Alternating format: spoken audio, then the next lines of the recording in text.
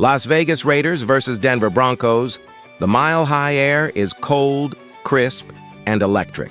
Perfect for football that decides more than just a week's result. The Las Vegas Raiders come in battered but not broken, clinging to the faintest playoff pulse at 2-6, while the Denver Broncos stand tall atop the AFC West at 7-2, hunting not just another win, but a statement. This isn't just another divisional matchup. It's a collision of momentum, mentality, and meaning. At Empower Field, the odds are unmistakable. Advanced projections swing heavily in Denver's favor, 73.4% to just 26.4% for Las Vegas, a reflection of a season trending in opposite directions. The Broncos are efficient, confident, and unbeaten at home. The Raiders are reeling, inconsistent, and desperately searching for an identity. For Denver, this is an opportunity to tighten their grip on the division. A win pushes them to 8-2 and keeps the pressure squarely on Los Angeles and Kansas City. For Las Vegas, it's about survival. At 2-6, they're sitting dead last in the AFC West, a full 5 games behind Denver and already looking at a razor-thin path to contention. But divisional games have a way of rewriting scripts, and the Raiders know that spoiling a rival's rhythm can be its own form of redemption. Kickoff is set for 8:15 p.m. local time under the lights at Mile High, where the orange sea of fans will be deafening, the wind cutting, and every yard contested. Denver's home mark of 4-0 looms large, and when you factor in the altitude, Las Vegas will be battling the elements, the crowd, and a surging opponent all at once. The gap between these two teams begins under center. Bo Nix has emerged as the Broncos' stabilizing force, delivering a near-perfect blend of poise and precision. His 1,976 yards rank among the AFC's best, and his 17 touchdowns to just 6 interceptions tell the story of a quarterback who sees the field like a veteran far beyond his years. At 61.2% completions and a quarterback rating near 89, Nix has built an offense around efficiency, a rhythm that doesn't rely on flash, just execution. Across the sideline, Geno Smith's season has been an exercise in frustration. His numbers are solid: 1,701 yards, 11 touchdowns, 11 interceptions. But the inconsistency has been glaring. Some drives look surgical, others stall before they start. The Raiders' offense too often feels reactive, living drive to drive without the continuity Denver thrives on. Smith's completion rate of 67.5% suggests accuracy, but too many of those completions come short of the sticks or under duress. Then there's the backfield. J.K. Dobbins has been Denver's heartbeat, carrying 135 times for 695 yards and 4 scores. He's averaging a healthy 5.1 yards per carry, showing burst, vision, and patience, the kind of runner who can tilt field position and tempo in an instant. His longest run, 41 yards, came from pure instinct, a reminder that when Dobbins finds a seam, it's trouble. For Las Vegas, Ashton Jeanty has been productive but contained 487 yards on 124 carries, averaging 3.9 per attempt. He's powerful, he's persistent, but he's facing stacked boxes week after week as defenses dare the Raiders to beat them through the air. Jeanty's 3 touchdowns have come through sheer determination, yet he's been held under 70 yards in 5 of 8 contests. That must change if Las Vegas wants to dictate pace against Denver's deep front 7. In the receiving core, Courtland Sutton is having a quietly dominant season for Denver. With 566 yards and 4 touchdowns, he's become the reliable outlet for Nix on every down. Red zone fades, deep ins, sideline outs, he runs them all with crisp efficiency. Behind him, Troy Franklin's 385 yards and 4 touchdowns have added a vertical element, giving the Broncos 2 receivers capable of stretching defenses both horizontally and vertically. Las Vegas counters with Trey Tucker, their leading wideout at 427 yards and 4 scores. Tucker's speed gives him big play potential, but the Raiders haven't found enough ways to feed him in rhythm. Jacoby Myers remains the chain mover with 323 yards and 3 touchdowns, and tight end Brock Bowers continues to be a red zone safety valve at 352 yards. Together, they form a capable trio, but not yet an explosive one. The defensive comparison paints an even starker contrast. For Las Vegas, Max Crosby remains their relentless motor. 5 sacks, dozens of pressures, and the unquestioned tone setter up front. But he's often alone in creating havoc. Devin White leads the team in tackles with 80, a testament to his sideline-to-sideline range, but it also highlights how often the Raiders' linebackers are cleaning up plays downfield. Denver's defense, on the other hand, thrives on collective efficiency. Alex Singleton has matched White's 80 tackles, anchoring the unit's interior, while Nick Bonitto's 8 sacks have given the Broncos the edge presence that disrupts timing and confidence for opposing quarterbacks. Add the ball skills of Justin Sternad, who's registered an interception, and Denver's defense has the perfect mix of experience and explosiveness. The scoreboard tells the story best. Denver has scored 225 points while allowing 166, a plus 59 differential that underscores their consistency on both ends. Las Vegas, a grim 132 scored and 210 allowed, nearly a touchdown and a half deficit every week. That imbalance explains the record. It also foreshadows the challenge ahead. Few contrasts are as sharp as these past 5 games. For the Raiders, it's been a descent marked by heartbreak and frustration. Their latest outing, a 30-29 overtime loss to Jacksonville, epitomized their season.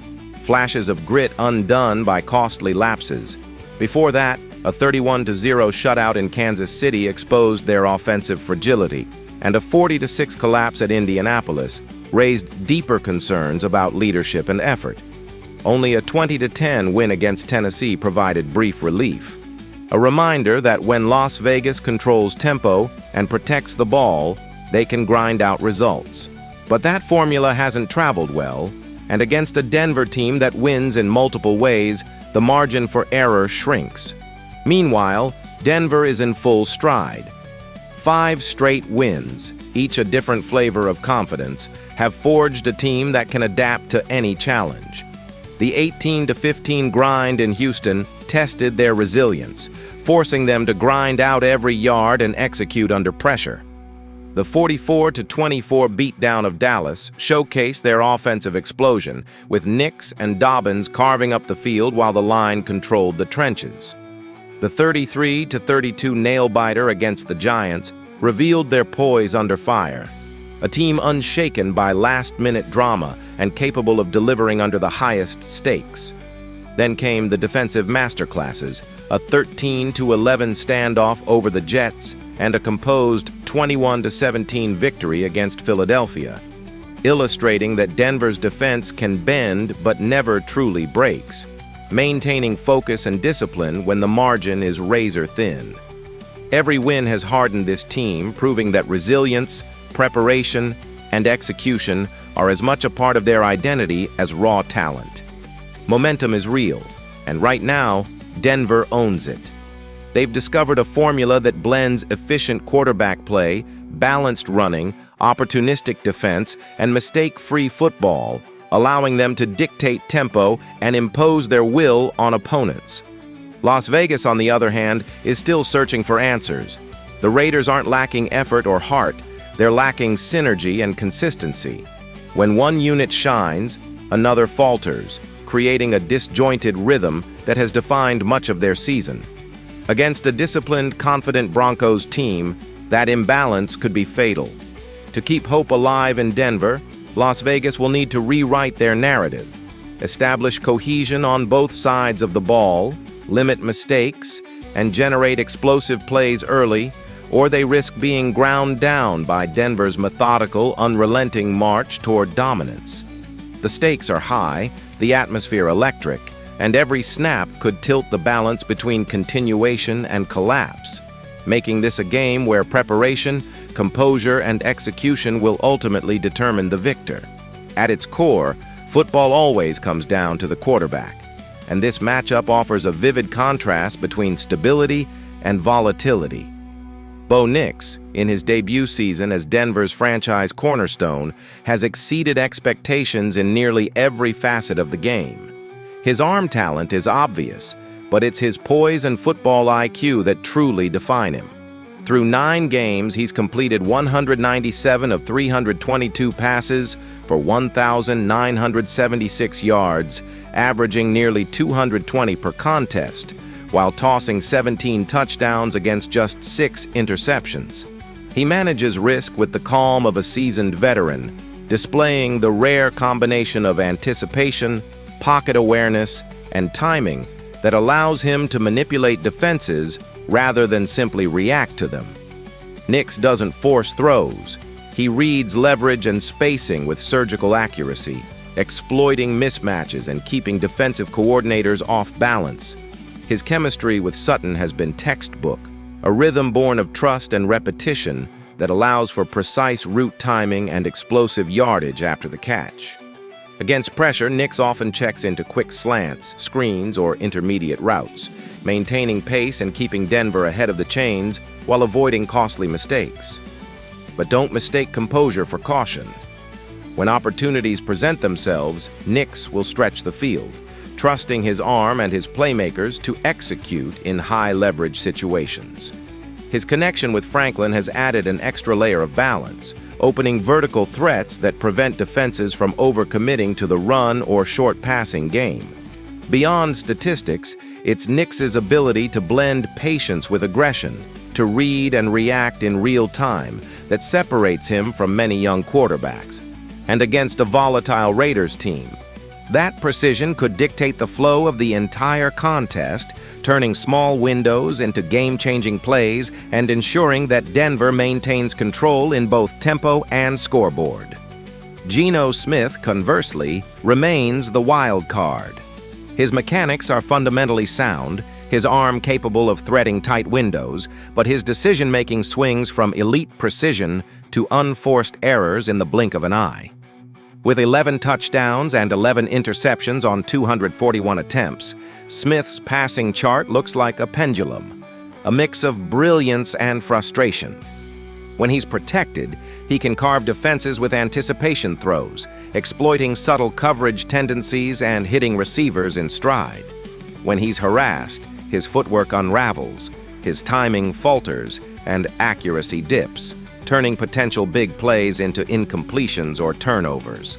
His quarterback rating of 83.7 tells that story, flashes of production overshadowed by inconsistency and vulnerability under duress. Smith's experience, however, gives him a fighter's edge. He thrives on improvisation and the ability to read chaos in real time. And if he finds rhythm early, he can go stride for stride with Nix, creating explosive moments that flip momentum in the blink of an eye. Yet the margin for error is razor thin. Denver's pass rush, led by Bonito and supported by a disciplined secondary ready to capitalize on mistakes, will look to collapse the pocket early and force turnovers, knowing that Smith struggles most when timing is disrupted. He has been sacked 21 times this season, and every hit chips at his rhythm, forcing him into quicker reads that can leave receivers open or exposed. For Nix, this game offers another opportunity to cement his growing reputation as one of the AFC's most composed young quarterbacks, showcasing poise, efficiency, and the ability to manage pressure without panic. For Smith, it's about redemption, proving he can still lead a team through adversity, overcome lapses, and deliver in clutch moments. One plays like a surgical technician, dissecting defenses with calculated precision, the other like a street fighter, thriving in chaos and taking calculated risks. The one who imposes his rhythm early, protects the ball, and exploits the opponent's weaknesses will dictate this game's tone, setting the stage for a battle that could hinge on a handful of critical moments, turnovers, or perfectly timed explosive plays. By the fourth quarter, that rhythm, surgical or scrappy, will likely decide not just possession, but the momentum and ultimately the scoreboard. Denver's offensive line has been one of the quiet stars of their season. They've allowed Knicks to operate cleanly, giving Dobbins consistent running lanes and helping the Broncos control time of possession, dictate tempo, and wear down opposing defenses. Their rushing attack ranks among the league's most efficient, with a combined 1,202 yards on 243 carries, nearly 5 yards per clip, demonstrating not just production, but dominance in disguise.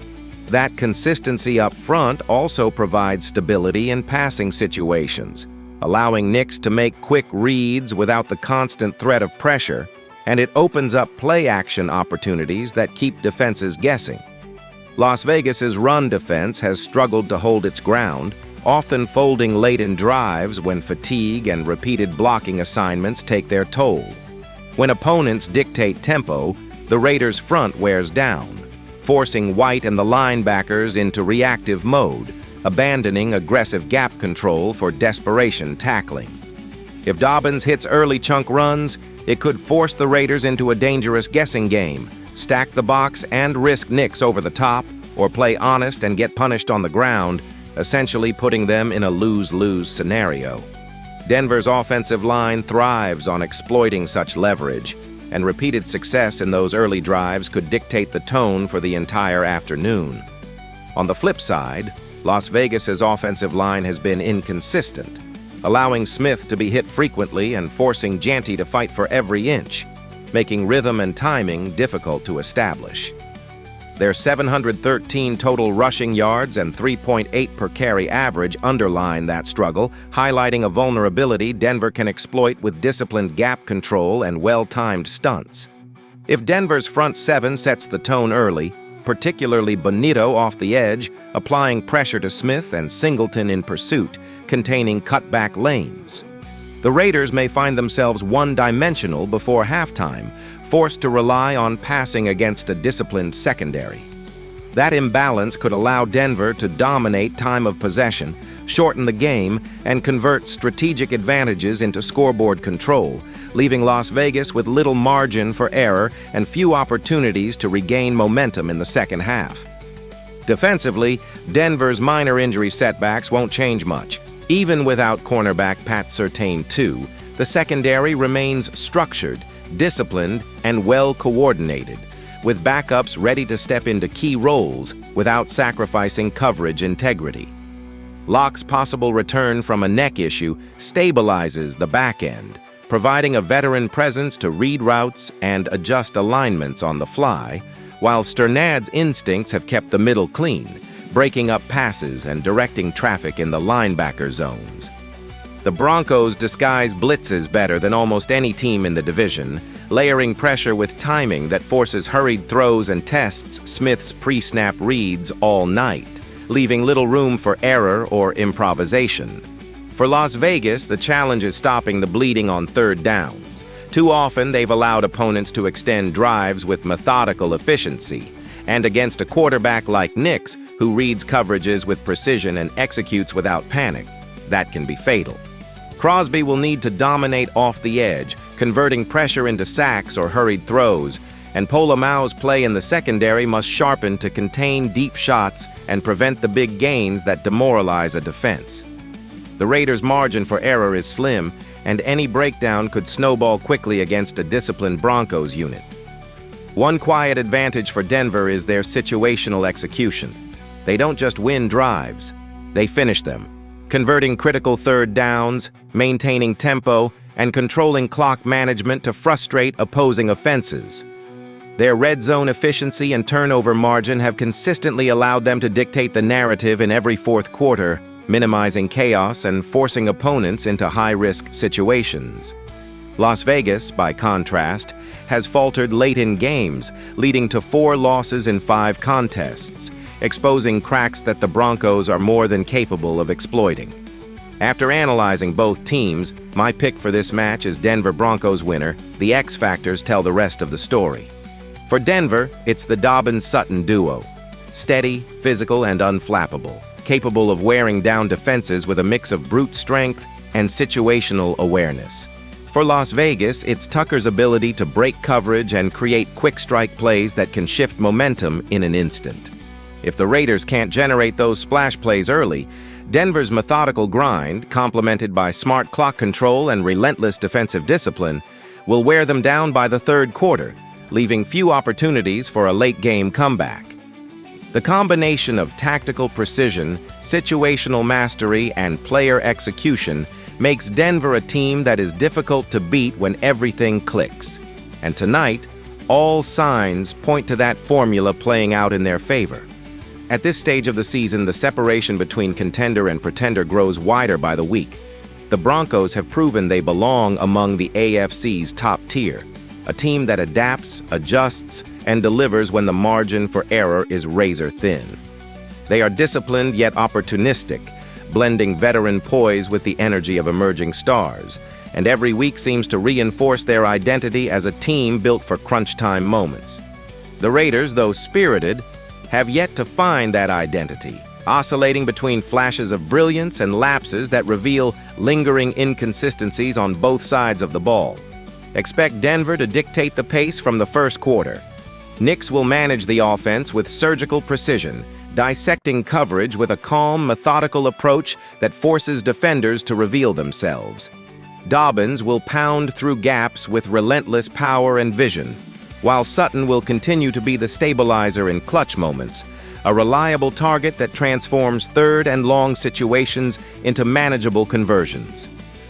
Defensively, Denver will bend early but never break, relying on disciplined red zone schemes and calculated pressure to force field goals instead of touchdowns, a philosophy that chips away at opponents' morale over 4 quarters.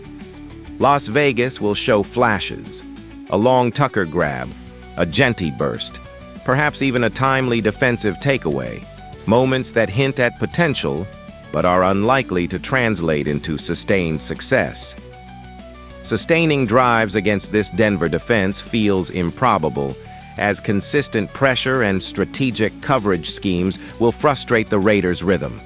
Smith will face relentless disruption, with the Broncos' pass rush designed to exploit even small misreads, and the home field atmosphere will amplify every misstep, turning minor errors into momentum-shifting consequences. By halftime, Denver should control the narrative, with the Raiders forced to chase the game, searching for answers that may not come until the final whistle. By the fourth quarter, Denver's control should be absolute. They've proven all season that composure wins games, and this one will be no different. Total pick for this match is 45 over.